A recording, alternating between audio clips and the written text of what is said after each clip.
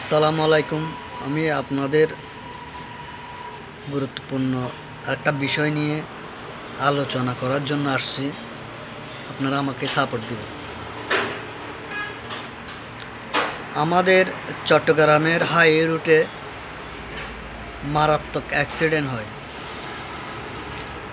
বিশেষ করে আমাদের চট্টগ্রামের সিটি গেট এবং সীতাকুণ্ড এই মধ্যখানে বেশি অ্যাক্সিডেন্ট হয়। তো আমি সরকারকে বলবো এই রুটগুলোর সংস্কার করলে ভালো হয়, অ্যাক্সিডেন্ট কম হবে। কারণ এই রুটে বিভিন্ন গাড়ি যাতায়াত করে। গাড়ি হিসেবে আমাদের রাস্তার জায়গা কম, সেই জন্য আমাদের এই রুটের সংস্কার করা উচিত। আমি মনে করি করে দিলে ভালো হয়। আমি একজন বাংলাদেশের সাধারণ নাগরিক হিসেবে আমার এইটাই চাওয়া।